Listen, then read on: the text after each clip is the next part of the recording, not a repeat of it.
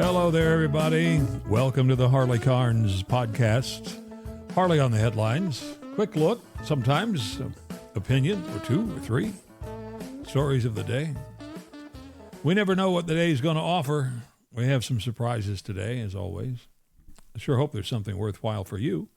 And hope you'll come back. Bring some people with you. Do the like, follow, subscribe thing. Let some people know what's going on. Tell them there's this weird guy talking about news, and it can be sort of fun. Easy to understand why President Trump told the Iranians, pick up the phone if you have something of substance to say, because we're kind of tired of flying back and forth 15 hours at a time.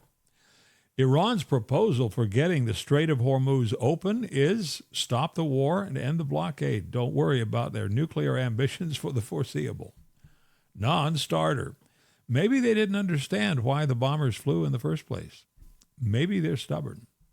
And maybe they're also some of the toughest negotiators, adept at stalling to get what they want, ever encountered. President Trump is calling for ABC to fire Jimmy Kimmel. Kimmel made a joke that was not funny about how Melania had a glow about her like an expectant widow. Thought that was funny. It's all about timing, right? 2 days later, someone tried to kill the president again. Not funny. Irresponsible to continue to add to the violent and treasonous rhetoric that has come out of parts of Hollywood and the increasingly wacko opposition of mostly Democratic socialists. We all have the freedom to speak, but as the saying goes, not to yell fire in a crowded theater. The theater is pretty crowded, and there are arsonists among us. It is past time that all Americans relearn civility and that politicians look up the word statesmanship and adopt it. Hats off to Michael Dell and his wife, Dell Computers, that's who he is, who not only gave $6.25 billion to help fund the Trump accounts savings for newborns in America. They're also spending $750 million on a new hospital and medical science wing at the University of Texas at Austin.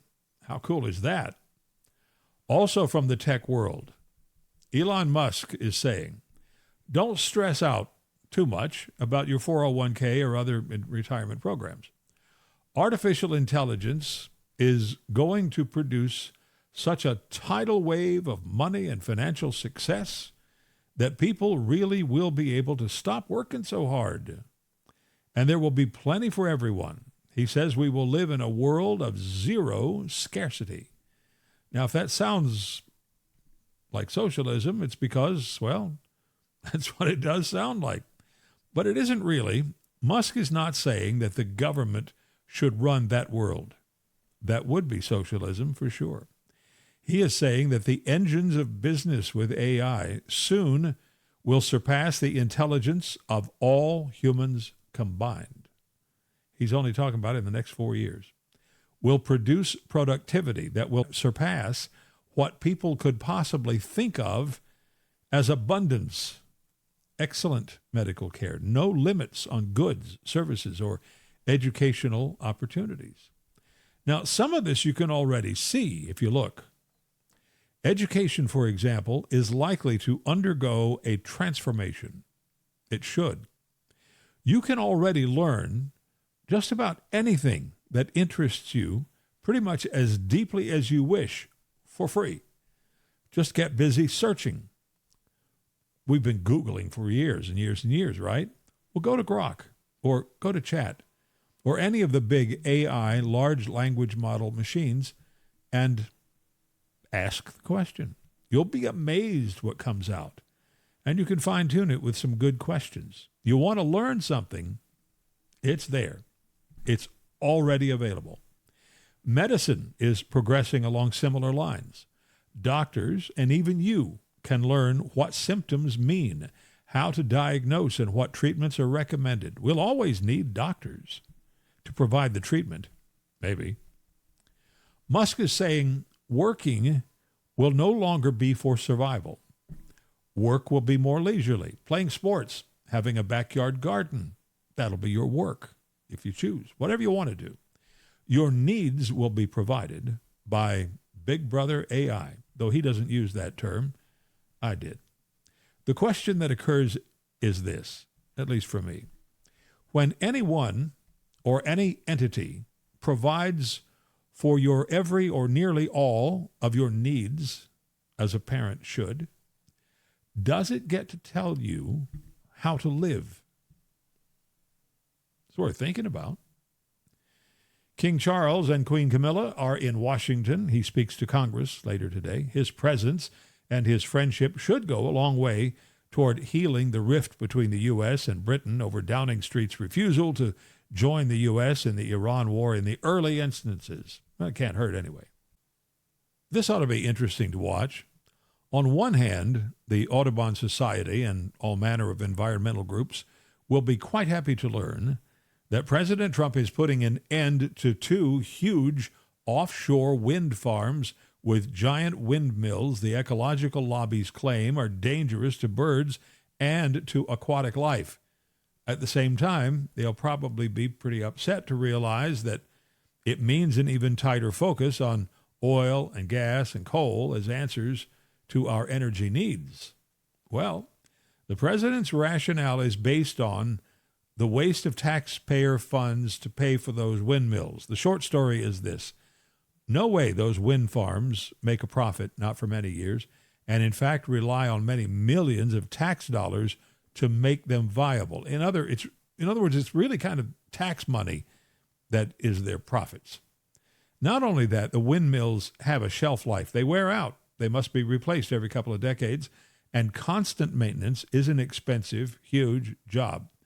Just about the time those projects can start to make money, the windmills have to be replaced. It's like solar in that way. Trump says it's another place where wasting the people's money just doesn't make much sense. This story tells most of itself in its own headline. A pastor known for dispensing marriage advice has been arrested on charges he has more than one wife. Not only that, Leslie Williams, 61 years of age, lived at the Villages, famous high-end retirement community in Florida, but he was wanted in Georgia for bigamy. He's being held without bail until Rockdale County, Georgia, that's east of Atlanta, can get him into their custody. There's also word at least one of the wives is a bit less than thrilled with learning she's not alone in her connubial bliss.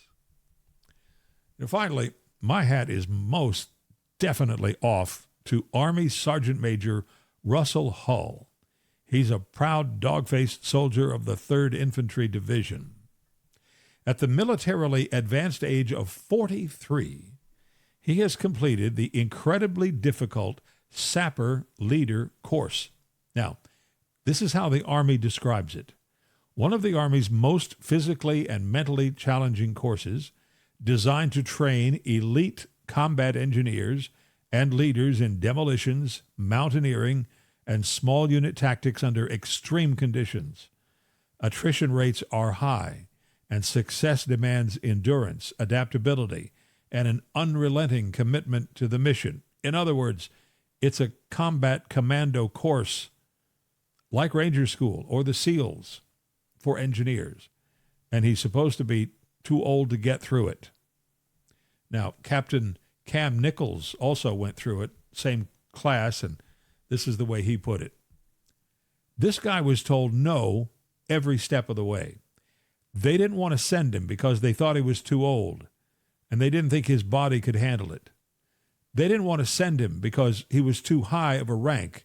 They didn't think he needed it. He was told no over and over again, but he just refused to take no for an answer. How could I not use this guy as an example? Hooah, Sergeant Major Hall. You are the man. I guess that'll do it. I want to thank you for dropping by, for tuning in today, and I sure hope you'll come back. Bring some folks with you. You know, I deeply appreciate it when you give me a little bit of your time, because I appreciate how precious our time is, every minute of every day. Also worth mentioning, we are found in a lot of places: Spotify, video, audio, X, Facebook, and of course YouTube. I'm Harley Carnes. Until next time, do yourself a favor, make some good conscious choices in your life. Please make a decision to be happy and fly safe. It is the only way to get there.